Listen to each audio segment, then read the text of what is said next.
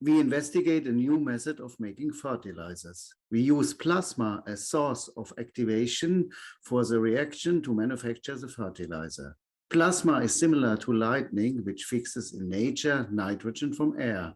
In a similar way, our plasma jet takes nitrogen from air and reacts it with green hydrogen from biomethane or water to give ammonia, which is the world's major fertilizer.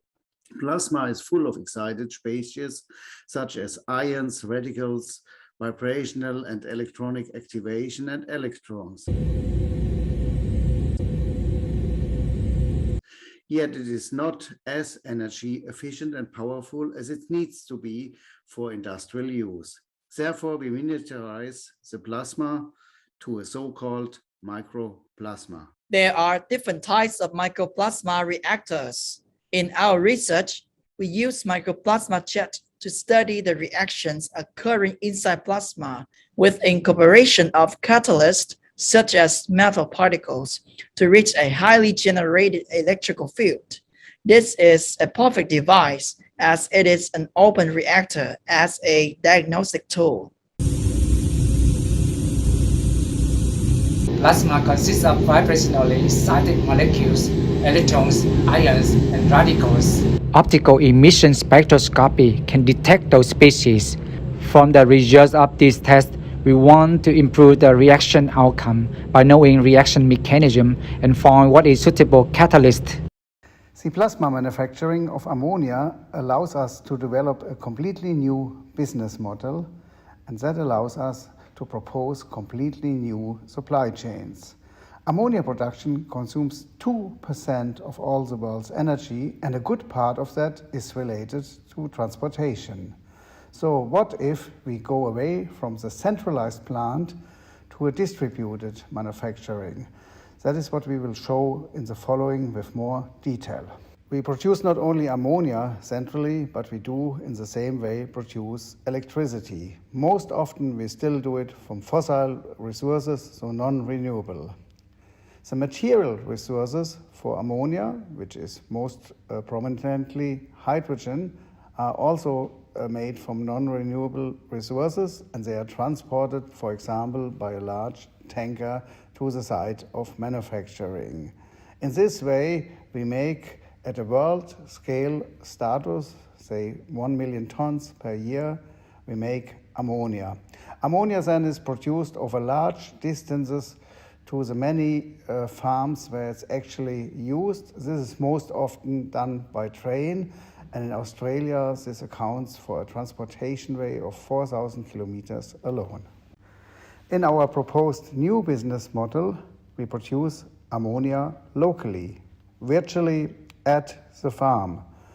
And this business model is also resilient, and it can be self-sufficient because we can take renewable resources for making ammonia, such as biomass, water, and air.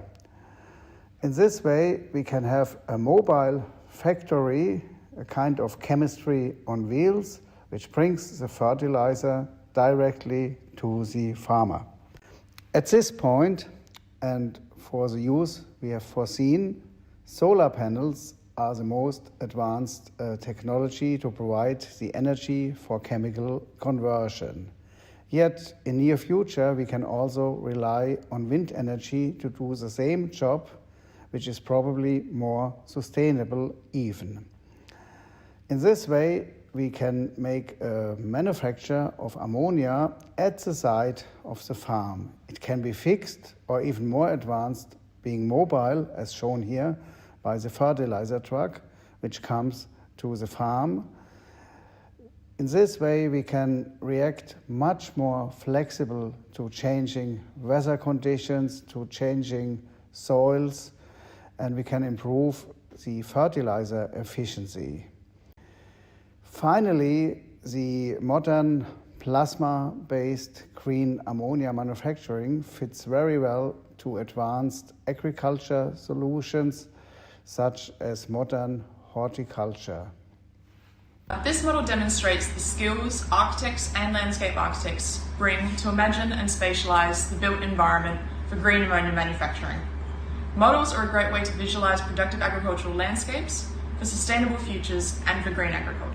At the University of Adelaide, we are conducting a research for the multi-objective optimization of the supply chain network for ammonia production in Australia.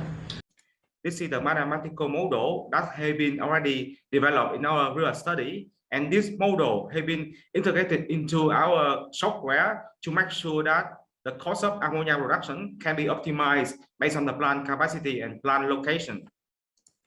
And based on the data collecting from the farmer across Australia, we have made thousands of input parameters. For example, the number of supplier, number of plant location, number of plant capacity, and then the software will run hundreds of simulations to suggest us some solution.